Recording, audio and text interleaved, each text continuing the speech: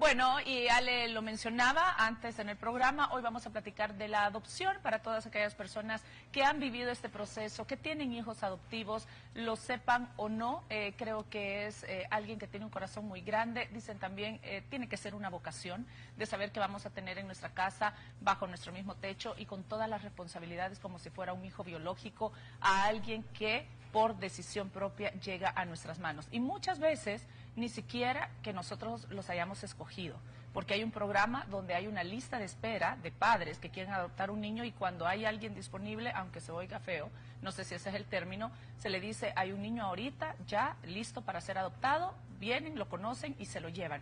Pero al final es un acto de amor y eso lo vamos a platicar hoy del lado jurídico con el licenciado Julio Cegueda. ¿Cómo está? Bienvenido, licenciado. Qué gusto recibirlo. Muy bien, muchas gracias. Siempre es un placer acompañarlos acá en Canal 33 y estar en contacto con la gente. Ok, la adopción, vamos a hablar de esto, de tomar como hijo a alguien que no lo es biológicamente. Sí, probablemente el tema de la adopción es uno de los temas más sensibles y de los que llena de mejor manera también a las personas que podemos acompañar en este proceso. Es muy diferente, por ejemplo, a un divorcio que deja una gran carga emocional. El proceso de adopción es la manera de cambiar la vida a los niños, ¿verdad?, que pueden estar siendo beneficiados por este trámite. Y es bien interesante cómo ha ido evolucionando el tema de la adopción. En el pasado se consideraba que eran los padres los que tenían derecho a adoptar, y es bien curioso porque ahora la Ley Especial de Adopciones habla de la asignación no del niño o de la niña, sino de la familia al niño o la niña. Es decir, que se entiende que es la niñez la que tiene el derecho de ser adoptada y de ser dotada de una familia. Es un cambio de paradigma bien interesante. Yo creo que es partes iguales. Sí, claro, ambos se benefician, desde luego, claro, que hay un amor que va y viene, ¿verdad?, en este tema, pero no hay que perder de vista que este tipo de diligencias está empapado del principio de máxima supremacía de beneficio del niño o de la niña. Es decir, que el principal interés que se trata de cubrir siempre es que el bienestar de la niña. Exactamente. ¿Cómo se realiza, licenciado, este proceso de adopción? ¿Hay un programa que solo se pueda realizar únicamente de esta forma, por esta vía, en donde nosotros tengamos que esperar a que un niño salgan todos los permisos y que ese niño se pueda venir a nuestra casa y completar el proceso de adopción? ¿O nosotros podemos visitar hogares, dependiendo, identificarnos con algún niño y decir, quiero adoptar a ese niño? Hay diferentes maneras de hacerlo. Puede ser el caso, por ejemplo, que un familiar nuestro fallezca, por ejemplo, y que nos deje a cargo a sus niños. Y hace algunas semanas hablábamos, por ejemplo, del tema de los padrinos y de los tutores. Entonces, luego, el padrino y el tutor puede hacer el trámite de adopción. Y ahí ya no estamos hablando de una niña o un niño desconocido, sino que estamos hablando de una adopción directa de una persona que ya conocemos y que ya vive con nosotros. Pero puede ser también el caso de que haya una familia que diga, yo quiero adoptar, y quiero adoptar a un niño que esté abandonado, que esté en condición de abandono, que no tenga una afiliación con otra persona. Y en esos casos, esta persona, con el abogado, ¿verdad?, tiene que acercarse a la OPA, que es la oficina de la Procuraduría General de la República, que se ha abierto desde el 2016, que está encargada precisamente de buscar la mejor familia posible para cada uno de los niños que puede estar en esta condición de abandono, ¿verdad? Entonces, más allá de que el niño o la niña tengan que cumplir unos requisitos, los que tienen que cumplir los requisitos son los adultos. Exacto. Que están solicitando el proceso de adopción. Digamos, esas van a ser las dos vías: un niño desconocido o un niño conocido con el que podría o no tenerse una afiliación. Cuando se dice niño conocido, yo creo que existe también la modalidad de llevarse al niño a la casa, vivir un tiempo, o llevárselo solo los fines de semana para que el niño vaya conociendo mientras dure el proceso. Pero no sé si en este proceso al final deciden que no se puede la adopción y cómo queda el niño con esa relación y ese vínculo que se creó con los padres, que al final dicen no se lo pueden llevar. Justamente eso puede causar muchos problemas, y por eso cuando una familia decide adoptar a un niño o una niña desconocida, ¿verdad?, también en situación de abandono, y que se acerca a la Procuraduría, no se le entrega, ni tampoco lo conoce de inmediato. ¿Por qué? Porque tiene que cumplir una serie de requisitos, estudios técnicos, sociales, económicos, psicológicos, y hasta que se llega a la parte judicial del proceso, en donde el juez hace el análisis de toda la documentación y dice, sí, se aprueba la adopción. Hasta ese momento hay una audiencia especial en donde se hace la entrega de la familia al niño. La presentación, la presentación, la primera. Exacto. Pero eso ahí no es para quedarse ya de un solo. No, ahí es donde, después de todo el trámite, se entregan, digamos, mutuamente, la familia y el niño que está siendo adoptado. Previamente de eso, puede haber un conocimiento en una reunión, pero no decirle, ellos van a ser tus papás, porque puede ser que no se autorice la adopción. Y eso sí que podría crearle muchos problemas a ambos, ¿verdad?, de decepción. A medida que se va llevando el proceso de la adopción, y lo voy a platicar basándome en un caso que conozco, de una muy buena amiga que adopta a la niña, creo que de meses o quizás un año de nacida, la tiene con ella y durante todo este tiempo, creo que tiene ya 9 años, ha seguido el proceso de adopción. Un día antes de que ella vaya a la audiencia, la que le estaba asesorando le dice, tenés que decirle a tu niña que es adoptada, porque la jueza va a ser lo primero que le va a decir, tú sabes que sos adoptada, ¿verdad? Entonces la niña va a entrar en shock, no sabe lo que es. Ella obviamente le vendió un cuento o le contó un cuento desde que estaba muy chiquitita, haciéndole sentir que no estuvo en su panza, pero que es hija de su corazón. Claro. Y entonces la niña a los 9 años ya casi que entiende lo que la mamá le explicó. Y le dijo, ahora entiendo el cuento que me contás y todo bien por ellas. Pero ¿hasta dónde tenemos derecho como padres adoptivos el que yo no quiero que mi hija sepa que es adoptada porque esa decisión solo es mía? Y aquí no hablemos del derecho del niño que tiene derecho a saber si es adoptado o no, sino que mi derecho primero como padre, si yo quiero que ella sepa o no quiero que sepa. Por la parte de la formación, sí, desde luego, esa es una de las cosas que precisamente se cambiaron en 2016 y es parte de la pugna, porque muchos procesos quedaron pendientes de antes de la ley nueva, vamos a decir, y hay muchos tribunales que no están preparados técnicamente para atender de la mejor manera este tipo de procesos. Imagínense un juez que le diga de buenas a primeras a un niño que tal vez ha vivido toda la vida con sus supuestos padres, mira, a propósito, rompe con una serie de cosas. Por eso es que la nueva ley le asigna unas responsabilidades bastante grandes a la judicatura también en este caso, y crea ciertas entidades como por ejemplo el registro especializado de adopciones. Porque ¿qué sucedía antes? Que la adopción quedaba en la partida de nacimiento. Entonces, cuando la persona sacaba una partida de nacimiento, ahí aparecía que era adoptada, ¿verdad? Entonces, ahora no. Ahora lo que sucede es que se registra nuevamente la partida de nacimiento y únicamente se coloca que es hijo o hija de fulanos y sutanos. No se coloca que ha sido por un proceso de adopción, sino que es la Procuraduría, la OPA, la Oficina para Adopciones, en un registro aparte que lleva los registros de que han habido adopciones. Pero eso no se vincula con la partida de nacimiento. Entonces, por ejemplo, una persona que, como bien lo menciona, no quiera decírselo, tranquilamente no se lo dice. Y cuando tengan que sacar partidas de nacimiento para un trámite, para el DUI, para lo que fuera, la partida no lo va a decir, no tiene por qué decirlo, ni tampoco tiene por qué haber un trato diferente a una persona que ha sido adoptada. Eso es irrelevante desde el punto de vista jurídico. Entonces, esas son las cosas que han ido cambiando con la nueva ley. Pero como hay casos que todavía se están tramitando con la ley anterior, puede haber ahí algunos sinsabores por alguna judicatura que no esté lista. Legalmente, licenciado, ¿cuáles son los requisitos para adoptar un niño? Obviamente el deseo y la vocación deben de existir, pero ¿cuáles son los pasos que deben de seguir? Deben estar casados los padres, el trabajo que deben tener, es necesario ganar un salario estipulado, si tienen hijos, ¿cómo? Vamos a ver que hay algunos requisitos bien interesantes en la Ley Especial de Adopciones, pero en términos generales lo que se requiere es que las personas estén en las condiciones de darle una buena vida a los niños que van a adoptar.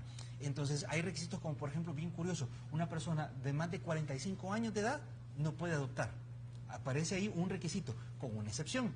Dice, a menos que le hagan estudios psicológicos de salud, tal y tal, y luego el juez lo autorice. Pero es una autorización, vamos a decir, excepcional, especial. Lo normal es que se busquen padres que tengan menos de 45 años. Esto precisamente para que tengan como la oportunidad de darle, de compartir la vida y de participar en ese desarrollo. ¿Y desde qué edad se puede? Desde los 25.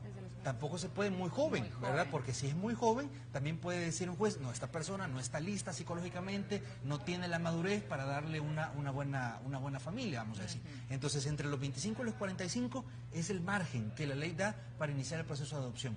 Luego tiene que revisarse el estado económico, vamos a decir, que tiene la familia. No es que tengan que tener un mínimo de ingresos, ¿verdad? Que le digan, mire, es que usted tiene que ganar 3 salarios mínimos, 4 salarios mínimos. No es eso lo que va a buscar el equipo multidisciplinario, sino que es que precisamente la persona tenga un buen balance entre sus gastos y sus ingresos, para que eso le permita darle una vida suficiente al niño o niña que va a adoptar. No hay un piso o un techo, sino que se hace un estudio económico para ver en qué condiciones se encuentra.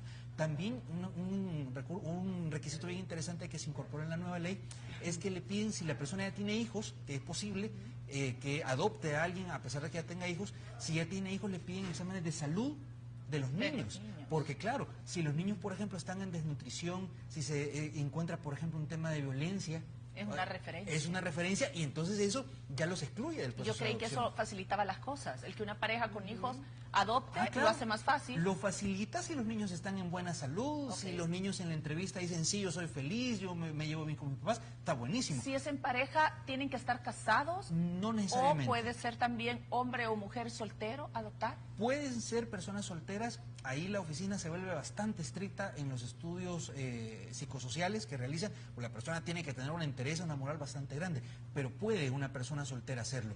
Pueden hacerlo también personas que son convivientes, es decir, una pareja que no se ha casado, pero que tienen un tiempo de convivir, de compartir su casa, tienen sus hijos, lo que fuera, pero no se han casado. No hay problema con eso. Lo que sí es que ahí le pide una declaración de unión no matrimonial. Es un trámite aparte que tiene que hacerse también en el tribunal.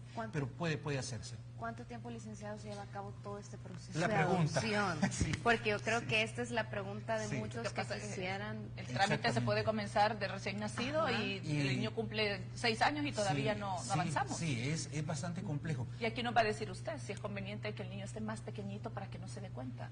Claro, O es que un no lo tema donde ya la psicología puede dar como mayores referencias, ¿verdad? Pero nosotros hemos visto casos exitosos, digamos, de incorporación a la familia, exitosos de ambos lados, ya sea de un recién nacido que ni se entera nunca de que ha sido adoptado, como niños que ya están un poco más grandes y que pasan por ese proceso y se dan cuenta y lo viven. Ya eso, digamos, desde el punto de vista jurídico no hay problema, desde el punto de vista psicológico, pues depende mucho de la familia, Claro. ¿verdad? De cada quien.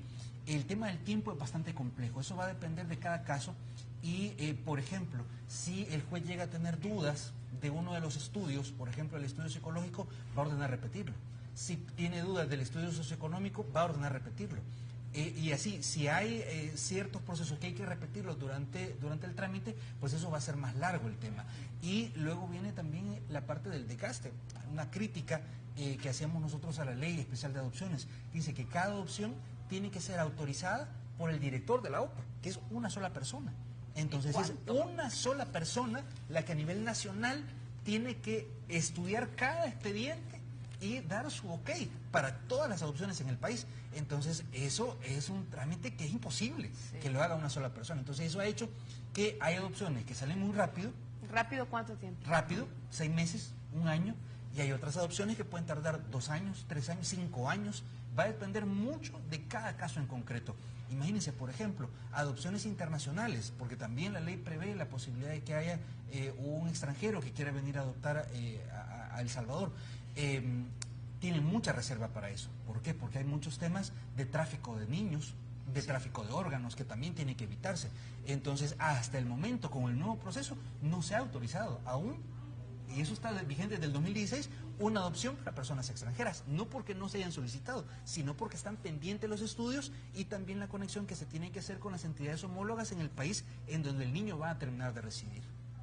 En el caso del trámite de un niño que se quiera adoptar, pero que es familia, que decíamos, bueno, somos padrinos, sus papás ya no están, o es mi sobrino y quiero adoptarlo, ¿es más fácil o el trámite tiene que ser exactamente igual y me van a hacer exámenes, etcétera? Sí, la parte de exámenes siempre se la van a hacer. Aunque sea familia, aunque familia, haya vivido conmigo, aunque pero haya vivido, legalmente lo exactamente. quiero mi hijo. Sí, ¿por qué? Porque el Estado tiene la responsabilidad de que la asignación de la familia a ese niño o niña sea la familia adecuada. Ajá. Entonces puede ser su tío, puede ser su padrino, puede ser la abuela que le tiene un gran cariño, una gran estima, pero si la persona no tiene las condiciones socioeconómicas, el Estado no va a autorizar esa adopción. Entonces siempre el trámite va a ser el mismo.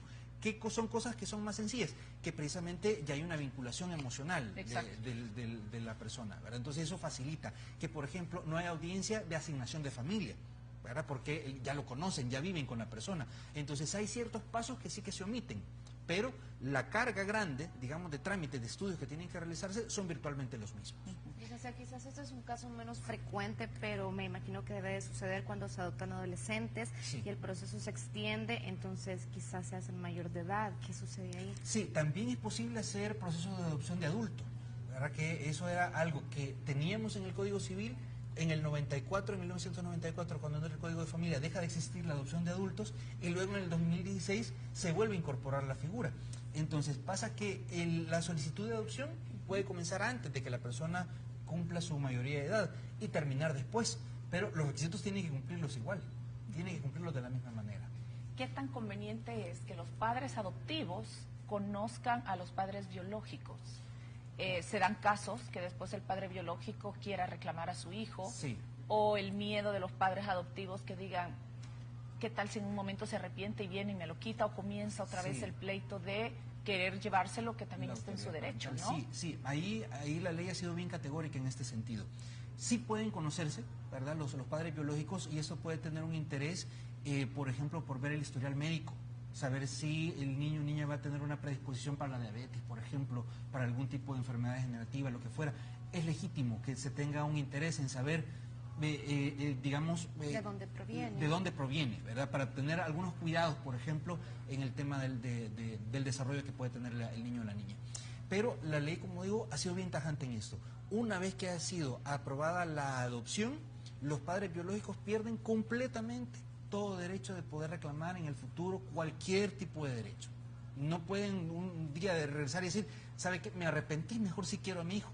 Una vez que la adopción está aceptada y ha sido autorizada judicialmente, se pasa a la parte de registro y el padre biológico pierde ahí todo derecho. Lo mismo el padre adoptivo, que diga, ¿sabe qué? Ya no lo quiero adoptar, o sea, lo adopté, pero ya no quiero vivir con él porque los genes se heredan y ahora ya no me gustó. No, en absoluto, no, la adopción es irrevocable. Ahora, sí que puede suceder que haya luego, igual que un padre biológico, un proceso de pérdida de autoridad parental. Por ejemplo, si se demuestra que el niño o la niña está siendo víctima de violencia intrafamiliar, o si víctima también de abandono, ¿verdad? Esos casos producen la pérdida de la autoridad parental, pero eso trae también responsabilidades penales inclusive, porque puede haber un tema de omisión del deber de cuidado, que es un delito penal del padre adoptante. Entonces no es tan sencillo como decir, ¿sabe qué? Fíjese que me arrepentí, mejor ya no. No, una vez autorizada y registrada la adopción, tiene todas las responsabilidades como un padre biológico. Niños con enfermedades que son muy graves o costosas, ¿hay alguien que se encargue de buscarlo con padres que sí tengan el suficiente apoyo económico? Exactamente, es la OPA, la Oficina para Adopciones, la que trata de buscar a la familia más idónea.